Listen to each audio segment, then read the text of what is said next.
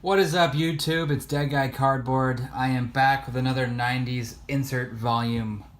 Um, yes, they're going to be Larkins, but I think this video will be informative if you're curious about 90s inserts.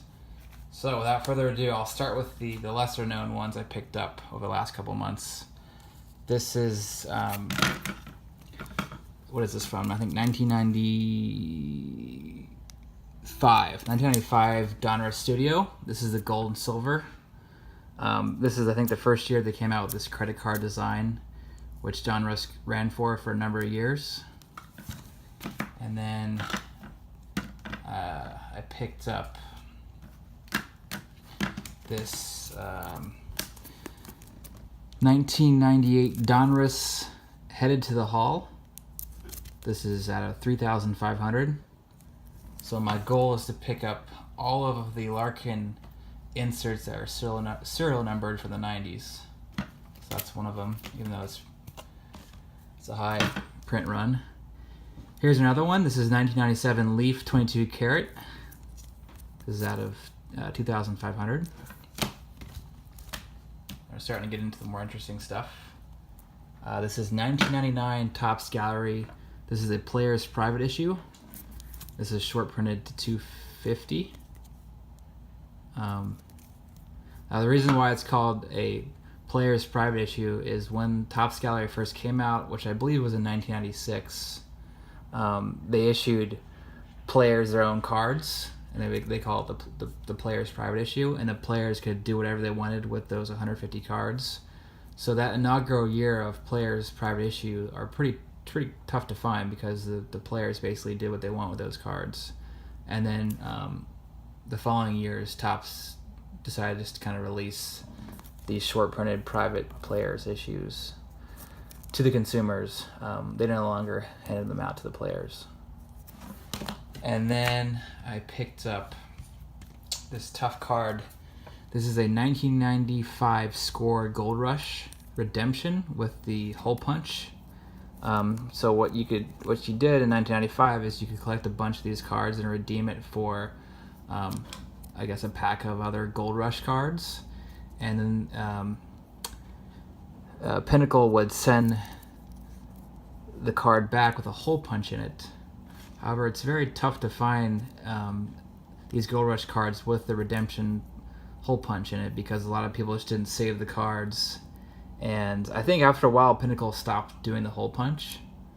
So these are pretty tough to find. And a guy was selling a bunch of them.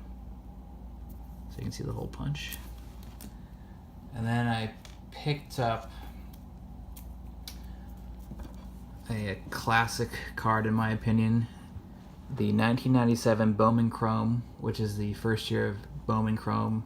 This is the International Refractor.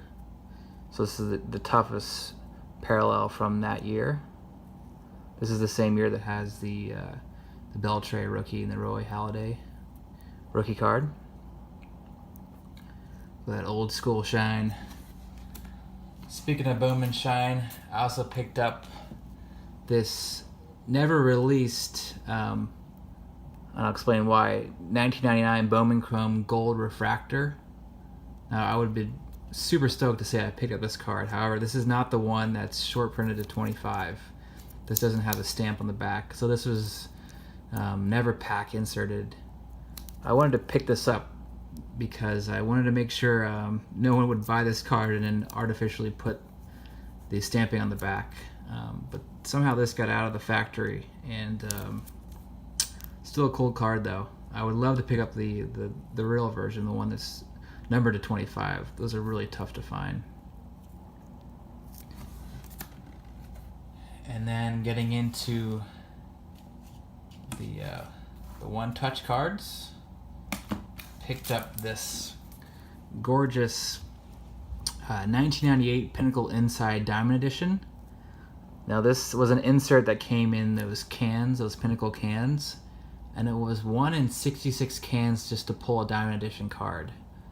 And of course, you weren't guaranteed to pull a star player. This card has a really cool, like, oil slick or oil spill. Like, you know, if you spill some oil when you're filling up your car, Kind of has that shine to it. I would love to pick up the one from 1997, the Diamond Edition one from 97. It has a die cut finish to it. It doesn't have this cool shine to it, but it's still a cool card. And then I picked up this 1999 Pacific Paramount opening day issue. It's short printed to 74. So any card, you know, basically printed to 150 or less. It's super rare in the 90s, even in 1999. Speaking of which, I picked up this, what is this from? 1999. This is the Upper Deck Radiance. This is out of 100. This also has a really cool looking finish to it. I don't know if you consider this a refractor, but it has a cool chrome-like shine to it. Got the serial number to 100 on the side. And another one out of 100. This is the 1999 Upper Deck MVP. This is the gold script. And the gold script's out of 100 as well. There's a silver script where this signature's in silver, and that one's short printed 25. I would love to pick up that one too someday if it ever pops up. And then finally, I picked up Barry Larkin's first pack issued autograph, and this set is also many players' first pack issued autograph. This is from the 1997 Donner Signature Series, and this is the Millennium Marks. And I bought two of these cards from the same seller. The one you usually see is this one with the black autograph, and these are both out of 1,000. However, towards the end of a player signing their cards, I guess the ink ran out, or I don't know what happened, but then they had to start using the blue Sharpie pen. And you can also tell too, because this is out of 998, so at the very last signing, and this one's out of 724. So these 1997 Donner signatures with the blue blue ink typically sell for a lot more than the ones with the black ink. I actually prefer the look of the black ink better, but wanted to pick that up. And then I picked up the base version of this card. Now, interestingly enough, the base version is a lot harder to get for certain players than the Millennium Marks one that's serial numbered.